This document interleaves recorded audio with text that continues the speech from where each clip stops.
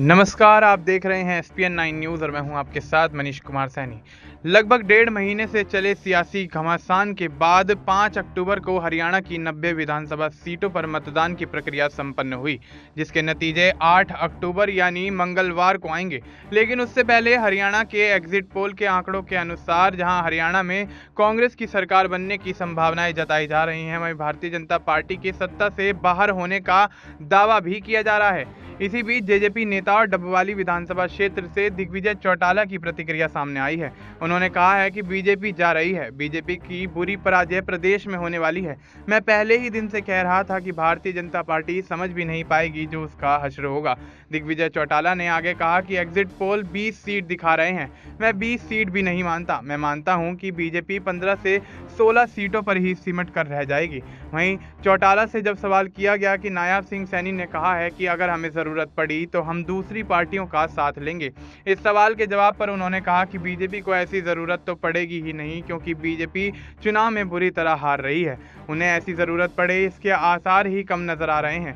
JJP नेता ने कहा कि नायब सिंह सैनी अच्छे व्यक्ति हैं, उन्होंने बेड़ा गर्क नहीं किया, बेड़ा गर्क तो उनसे पहले वाले कर गए हैं। नायब सिंह सैनी बहुत अच्छे और शरीफ व्यक्ति हैं। शरीफ आदमी के गले में मरा हुआ सांप डाल दिया बीजेपी ने, जिसमें जान ही नहीं थी। वहीं जब दिग्विजय चौटाला से पूछा गया कि आपकी मित्रता तो पहले वाले यानी मनोहर लाल खट्टर से थी, इस पर उन्होंने कहा कि मित्रता तो थी, लेकिन वो अफसरशाही के जरिए बीजेपी ने लोगों को परेशान किया।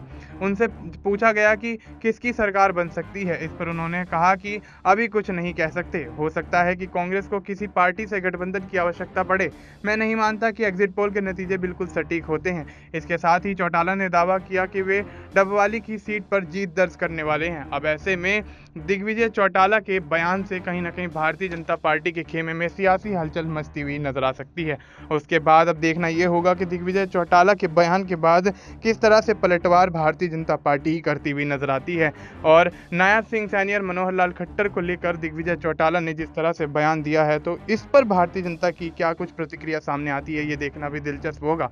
फिलहाल आपको इस मुद्दे पर क्या कुछ लगता है, आप अपनी राय हमें कमेंट करके बता सकते हैं। बाकी देश और दुनिया से जुड़ी तमाम जानकारी के लिए आप देखते रहिए एसपीएन 9 न्यूज़।